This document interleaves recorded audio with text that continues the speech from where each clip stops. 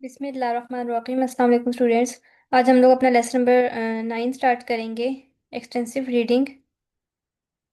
Topic number आप 45 देखें, supporting and supplementing extensive reading, यानी कि एक्सटेंसिव रीडिंग को हम लोग किस तरह से सपोर्ट कर सकते हैं और उससे हम लोग किस तरह से जो है ना वो सप्लीमेंट उसको कर सकते हैं। ठीक है। इसकी यहाँ पे कुछ टेक्निक्स बताएंगे। अच्छा, देखें कि एक्सटेंसिव रीडिंग का मतलब क्या होता है कि reading a lot of easy books for enjoyment और जनरल अंडरस्टैंडिंग। ठीक है। लेकिन ये एक्सटेंसिव रीडिंग का एक पार्ट, इसका दूसरा पार्ट क्या है? सपोर्टिंग। ठीक है, यानी कि हमें इस चीज़ की भी ज़रूरत होती है कि हम लोग एक्सटेंसिव रीडिंग को सपोर्ट करें थ्रू डिफरेंट एक्टिविटीज़। ठीक है। अब कुछ यहाँ पर एक्टिविटीज़ का बताया गया है कि हम लोग किस तरह से एक्सटेंसिव रीडिंग को जो है वो सपोर्ट कर सकते हैं। फर्स्ट ऑफ ऑल है हमारे पास के providing training in reading faster, यानी कि एक गुड रीडिंग स्पीड जो होती है ना वो होती है अबाउट 250 पर मिनट्स, यानी कि 1 मिनट में 250 वर्ड्स जो स्टूडेंट पढ़ता है तो उसको हम लोग कहते हैं कि ये एक गुड रीडर है, कि ये एक गुड रीडिंग स्पीड है। ठीक है। ये एमसीक्यूज के लिए बहुत ज़्यादा इंपॉर्टेंट है। ठीक है, आपने इसको माइंड में रखना है। उसके बाद स्टूडेंट्स को जो जेंटली पुश किया जाता है to read a little faster each time, यानी कि जब बच्चे रीड करते हैं, ठीक है, तो उन्हें ना हर टाइम पे उन्हें थोड़ा पुश किया जाता है कि वो थोड़ा सा पहली पहली बार से जो है वो थोड़ा सा फास्टर रीड करें। ठीक है, उन्हें पुश किया जाता है कि वो क्या करें, फास्टर जो है वो रीड करें, according to Coin Nation and Miller जो है वो बताया गया है। अच्छा, मैं आपको वो एक हेडिंग के अकॉर्डिंगली पॉइंट्स को एक्सप्लेन करूंगी, बिकॉज यहाँ पे आगे पीछे लिखे हुए हैं। ठीक है, पहला पॉइंट किसी और चीज़ से रिलेटेड है, दूसरा किसी और हेडिंग से रिलेटेड है, तीसरा किसी और से। तो मैं आपको ना, अब मैंने आपको पहला बताया था कि रीड फास्टर, यानी कि पहला पॉइंट है रीडिंग फास्टर। उसमें हमने एक ये वाला पॉइंट पढ़ा है कि एक गुड रीडर जो है वो क्या होता है, गुड रीडिंग स्पीड 255 मिनट्स होती है। उसके बाद दूसरा कि आप पुश टू रीड फास्ट, यानी कि स्टूडेंट्स को हर दफ़ा रीडिंग के लिए जब वो करता है तो उसको पुश किया जाता है कि वो पहली बार से थोड़ा सा फास्टर रीड करे। इससे क्या होता है कि उसको लैंग्वेज में प्रोफिशिएंसी मिलती है, वो एक फ्लुएंट स्पीकर बनता है। ठीक है।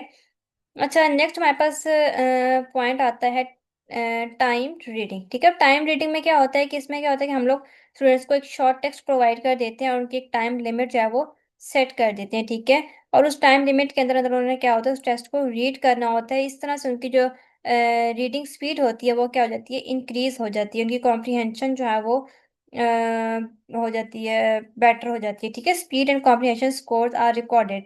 ठीक है, उनकी जो स्पीड होती है या उनकी जो कॉम्प्रीहेंशन होती है, स्कोर्स को क्या करते हैं टीचर्स जो है वो साथ रिकॉर्ड कर लेते हैं टाइम रीडिंग में। ठीक है, अब नेक्स्ट हमारा पॉइंट देखें कि कुछ एसेंशियल रिक्वायरमेंट्स होती हैं। इसमें क्या होता है कि इजी टेक्स्ट होना चाहिए। ठीक है, यानी कि जो टेक्स्ट हम लोग बच्चों को प्रोवाइड करें वो इजी होना चाहिए और रेगुलर प्रैक्टिस होनी चाहिए उसकी। ठीक है, यानी कि रेगुलर बेसिस पे बच्चों से रीडिंग करवाएं।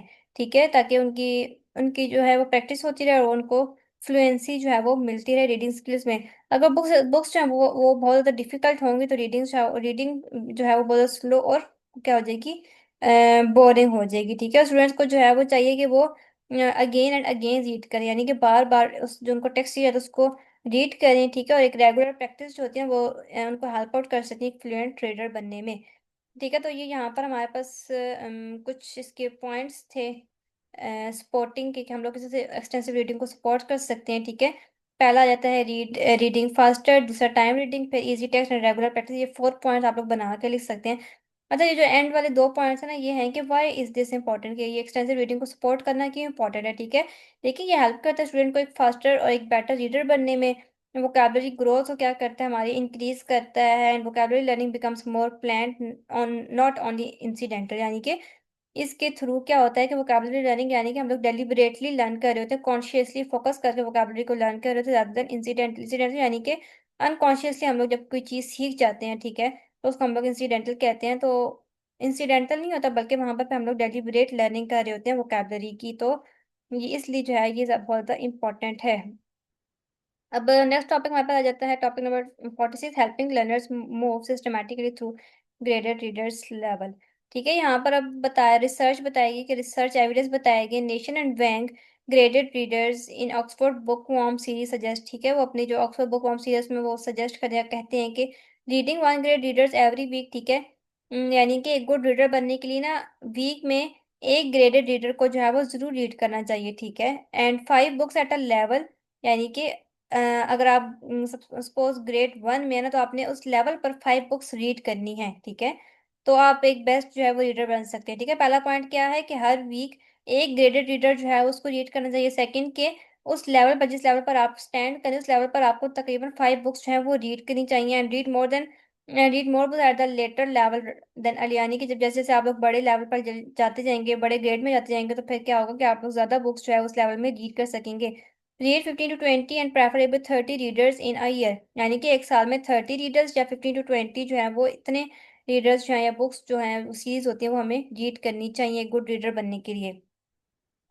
ठीक है, तो ये कुछ पॉइंट देखिए। Need to study new vocabulary at the early level पर जो है वोकैबुलरी जब हम लोग सीख रहे होते हैं, ठीक है, तो उस पर ज्यादा फोकस रखना चाहिए। ठीक है, न्यू वोकैबुलरी को सीखने के लिए। ठीक है, और स्टेप बाय स्टेप जो है ना हमें जाना चाहिए, यानी कि बहुत फास्टली हमें नहीं भागना चाहिए, बल्कि स्टेप बाय स्टेप हम लोग रीडर्स को जो है वो रीड करते हैं अपने लेवल्स के अकॉर्डिंगली। अब यहाँ पर कुछ इन्होंने पॉइंट बताए गए हैं, प्रॉब्लम्स बताए, एक्सटेंसिव रीडिंग प्रोग्राम के प्रॉब्लम्स बताए गए हैं कि एक्सटेंसिव रीडिंग प्रोग्राम में जो बच्चों को प्रॉब्लम आते हैं वो ज्यादातर किस वजह से आते हैं, या तो वो बहुत डिफिकल्ट टेक्स्ट चूज कर लेते हैं। ठीक है, choosing level readers on their own, अपने ऑन पे वो जो है ना लेवल रीडर्स को जो है वो चूज करते हैं, वो फिर क्या होता है कि वो मुश्किल रीडर्स को चूज कर लेते हैं, इसकी वजह से फिर उन्हें बहुत ज्यादा डिफिकल्टी हो रही होती है। और वो जो है ना फ्लुएंसी स्टैंड में और मीनिंग फोकस इनपुट स्टैंड में है वो बैलेंस नहीं करते। ठीक है, फ्लुएंसी स्टैंड में क्या होता है कि स्मूथली और क्विकली फास्टली रीड करना, और मीनिंग फोकस इनपुट में क्या होता है कि मीनिंग को या मैसेज को अंडरस्टैंड करना। तो ये इस वजह से उन्हें प्रॉब्लम आ रही होती है। आगे देखें कि इन्होंने बताया गया कि रीडिंग फील्स कॉम्प्लिकेटेड, इस वजह से फिर उन्हें जो रीडिंग होती है वो बहुत ज़्यादा कॉम्प्लिकेटेड फील हो रही होती है। इफेक्टिव फिल्टर्स जो है वो बहुत ज़्यादा इफेक्ट करते हैं, जिसमें हमारे पास फियर आ जाता है। ठीक है, low confidence, anxiety, stop learning. ठीक है, तो इन सब बच्चों इन सब चीज़ों की वजह से इफेक्टिव फिल्टर्स होते हैं, ये बहुत ज़्यादा जो है वो इफेक्ट करते हैं हमारी रीडिंग पर। कुछ बच्चे एंजाइटी की वजह से वो रीडिंग नहीं कर सकते। ठीक है, किसी स्टूडेंट में जो है वो कॉन्फिडेंस नहीं होता, कुछ डर रहे होते हैं। ठीक है, तो वो इफेक्टिव फिल्टर वो बहुत ज़्यादा इफेक्ट करते हैं, जिसकी वजह से एक्सटेंसिव रीडिंग में जो है वो बहुत ज़्यादा प्रॉब्लम्स आ रहे होते हैं। ये 5 पॉइंट्स है, आपने याद कर लेने हैं। नेक्स्ट आ जाता है सिंप्लीफाइड और अनसिंप्लीफाइड टेक्स्ट। अब यहाँ पर सिंप्लीफाइड और अनसिंप्लीफाइड टेक्स्ट पर जो कुछ क्रिटिसिज्म किया गया। पहला पॉइंट देखिए, graded reader seen as being inauthentic watered down version of rich original text. कह रहे हैं कि ग्रेडेड रीडर्स के बारे में ना कुछ लोगों ने जो है वो क्रिटिसिज्म किया है कि वो जो है ना इनऑथेंटिक होते हैं, ऑथेंटिक नहीं होते, रियल नहीं होते, और वो जस्ट वाटर्ड डाउन वर्जन होते हैं ओरिजिनल टेक्स्ट के, यानी कि जो एक ओरिजिनल बुक है ना उसका इजियर और वीकर वर्जन जो है वो बना देते हैं, उसको इजी वे में, बहुत इजी वे में करके जो कन्वर्ट करके तो उसका इजी वर्जन जो है वो बना देते हैं। इसलिए कुछ लोग क्रिटिसिज्म करते हैं कि ग्रेडेड रीडर्स जो है वो ऑथेंटिक नहीं होते। अब वोकैबुलरी सिंप्लीफिकेशन में result is more complicated grammar. ठीक है, कि जो ग्रेडेड रीडर्स होते हैं जो लाइक ओरिजिनल टेक्स्ट का क्या करते हैं, वीकर या इजी वर्जन बना देते हैं, उसमें वो बहुत ज़्यादा इजी वोकैबुलरी, बहुत ही ज़्यादा सिंपल वोकैबुलरी यूज़ करते हैं। तो उस वजह से क्या होता है कि जब बहुत ज़्यादा सिंपल वोकैबुलरी होगी तो बच्चों को ग्रामर को अंडरस्टैंड करने में बहुत उनको कॉम्प्लिकेशंस जो है वो पैदा होंगे, उन्हें ग्रामर जो है उन्हें समझ नहीं आएगी। And these criticism are largely true of poorest quality, यानी कि जो क्रिटिसिज्म है ना ये मोस्टली यानी कि उन रीडर्स पर, ग्रेडेड रीडर्स पे किया जा रहा है जो बहुत ज़्यादा पुअर क्वालिटी के होते हैं। ठीक है, उन पर ये क्रिटिसिज्म जो है वो किया जा रहा है। आगे कुछ आर्ग्यूमेंट्स किए गए हैं, ग्रेडेड रीडर्स के फेवर में आर्ग्यूमेंट्स किए गए हैं।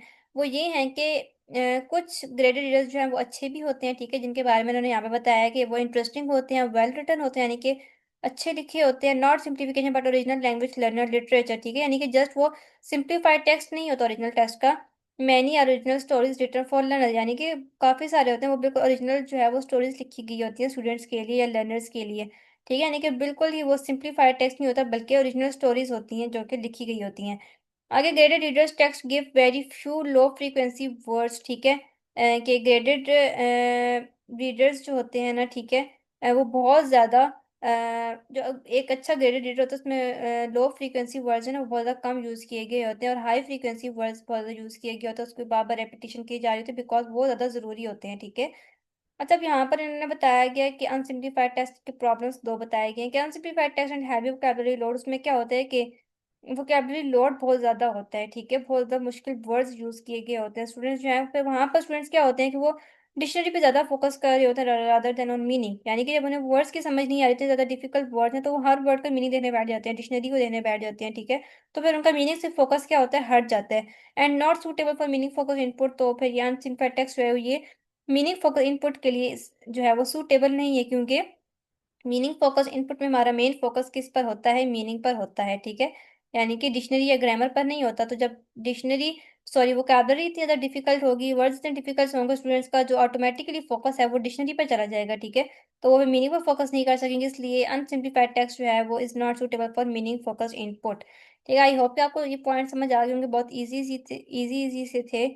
और नेक्स्ट हमारे पास आ जाता है various ways of supporting extensive. यहाँ पे भी वही डिफरेंट एक्टिविटीज बताएगी, मैं आपको बता देती हूँ एक्सटेंसिव रीडिंग को हम किस तरह से सपोर्ट कर सकते हैं। इसमें पहली मेरे पास ग्लोसिंग आ जाती है। ग्लोसिंग में क्या होता है कि डिफिकल्ट वर्ड्स को हम लोग एक्सप्लेन कर देते हैं स्टूडेंट के L1 में या सिंपल इंग्लिश में, ठीक है। यानी कि सपोज वो L2 सीख रहा है, इंग्लिश सीख रहा है, ठीक है। कोई डिफिकल्ट वर्ड आ जाता है, ठीक है, तो टीचर जो है उसकी स्टूडेंट की L1 उर्दू है ना, तो उसको उर्दू में जो है वो समझाने की कोशिश करेंगी, इजी वे में समझाने की कोशिश करेंगी। डैट इज ग्लोसिंग, इसको हम लोग ग्लोसिंग कहते हैं। यहाँ पर मैंने एग्जांपल दिया जापान की, कि जापान में जो है वो ग्लोसिंग बहुत ज़्यादा यूज़ की जाती है ग्रेडेड रीडर्स में, ठीक है। ग्रेडेड रीडर्स में जो है वो ग्लॉसिंग बहुत यूज की जाती है इन जापान। अगला इन्होंने बताया गया है कि computer assisted reading. Computer assisted reading यानी कि जब हम लोग कंप्यूटर से कोई टेक्स्ट रीड कर रहे होते हैं तो उसमें भी कुछ एक्टिविटीज जो है वो टूल्स यूज किए गए, जिसमें कॉन्कॉर्डेंस आ जाता है। फॉर एग्जांपल इसका मतलब कॉन्कॉर्डेंस का मतलब है कि वर्ड्स को देखना कि वो किस तरह से डिफरेंट सेंटेंसेस में यूज्ड हो रहे हैं, ठीक है। इलेक्ट्रॉनिक डिक्शनरी यानी कि लुकअप वर्ड्स क्विकली, यानी कि फॉरन फॉरन वर्ड्स को देखना, उनकी मीनिंग्स को देखना। इलेक्ट्रॉनिक डिक्शनरी में ये होता है ना कि हम जिस वर्ड पे क्लिक करते हैं उसका फॉरन मीनिंग जो है या सर्च करते हैं तो मीनिंग आ जाता है, तो वो इलेक्ट्रॉनिक डिक्शनरी होती है, ठीक है। उसमें कंप्यूटर असिस्टेड रीडिंग में ये टूल्स जो हैं वो यूज़ किए जाते हैं। हाइपर टेक्स्ट ग्लोसिंग, इसमें क्या होता है कि जब हम लोग वर्ड पर क्लिक करते हैं उसका मीनिंग जो है वो हमें शो हो जाता है, तो उसको हम लोग हाइपर टेक्स्ट ग्लोसिंग कहते हैं, ठीक है। तो ये कंप्यूटर असिस्टेड रीडिंग में ये 3 पॉइंट्स आते हैं, ये 3 टूल्स आते हैं जो हम लोग के यूज़ करते हैं। थर्ड हमारे पास स्टेप आता है एलेबोरेशन। पहला ग्लॉसिंग था, दूसरा computer assisted reading and third one is elaboration. अच्छा, अब एलेबोरेशन में क्या होता है कि यानी कि टेक्स्ट को एक्सपेंडेड और एक्सप्लेन करना, यानी कि जस्ट सिंप्लीफाई ना करना बल्कि उसको एक्सप्लेन करना और उसको एक्सपेंड करना, यानी कि री राइटिंग ऑफ द टेक्स्ट। एक टेक्स्ट हमें दे दिया गया है, ठीक है, उसको हम लोग इजी वे में एक्सप्लेन तो कर रहे हैं, उसको हम लोग साथ एक्सपेंड भी कर रहे हैं, ठीक है। उसके अंदर डिटेल्स ऐड कर रहे हैं, उनके वर्ड्स की meaning he with in the text हम लोग साथ एक्सप्लेन करते जा रहे हैं, ठीक है। Adding to original text rather than removing, ठीक है। यानी कि रिमूविंग के बजाय हम लोग क्या कहते हैं, ओरिजिनल टेक्स्ट में ही चीज़ें ऐड करते जाते हैं, कोई डिफिकल्ट वर्ड है साथ उसके मीनिंग को भी ऐड करते जाते हैं, तो उसको हम लोग एक्सपेंडिंग कहते हैं या एक्सप्लेनेशन कहते हैं।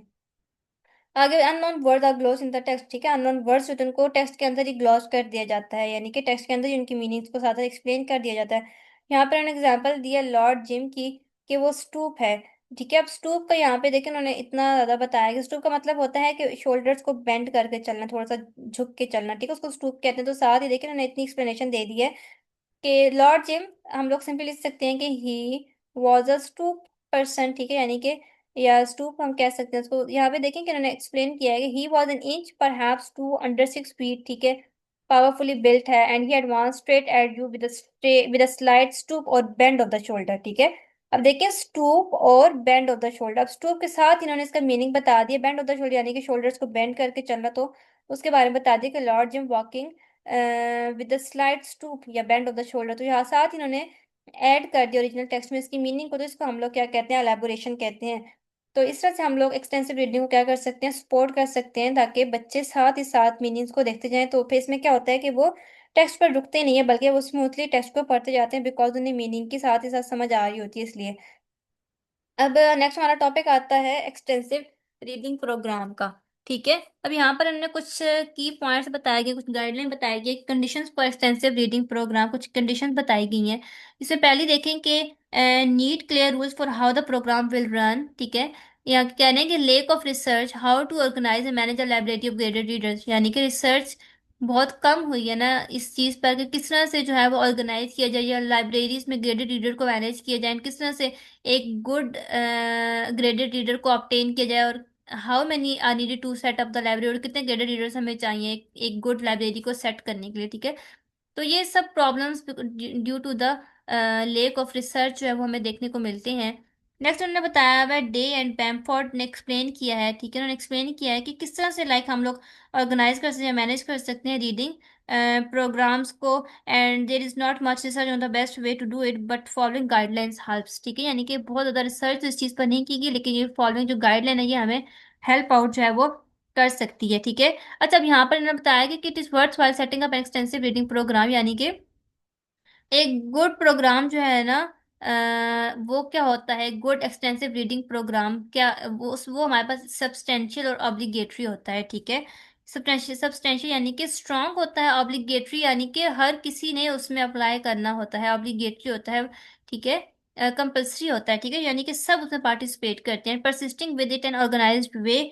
और स्टूडेंट जो है ना उसको एक ऑर्गेनाइज्ड वे में परसिस्ट जो है वो कर रहे होते हैं। एक गुड एक्सटेंसिव रीडिंग प्रोग्राम की क्वालिटीज हैं ये, आपने इनको यहाँ से याद करना है। और देखिए कि आगे बताया गया है कि इस तरह के जो एक्सटेंसिव रीडिंग प्रोग्राम्स होते हैं उनके रिजल्ट भी बहुत ज़्यादा इम्प्रेसिव होते हैं, ठीक है। वो हमारी रीडिंग और लैंग्वेज स्किल्स को क्या कर रहे होते हैं, सिग्निफिकेंटली जो है उनको इम्प्रूव कर रहे होते हैं, ठीक है। तो ये इजी सा टॉपिक था, इसमें कुछ भी ऐसा डिफिकल्ट नहीं है। आई होप कि आपको समझ आई होगी। और अगर कोई पॉइंट रह गया, आपको किसी पॉइंट की समझ नहीं आई, कोई मीनिंग की समझ नहीं आई, तो आप लोग जो है वो मुझसे पूछ सकते हैं, ठीक है। इंशाल्लाह नेक्स्ट हम लोग अपना टॉपिक नंबर 10 स्टार्ट करेंगे, इश्यूज इन एक्सटेंसिव रीडिंग। तब तक के लिए अल्लाह हाफिज़।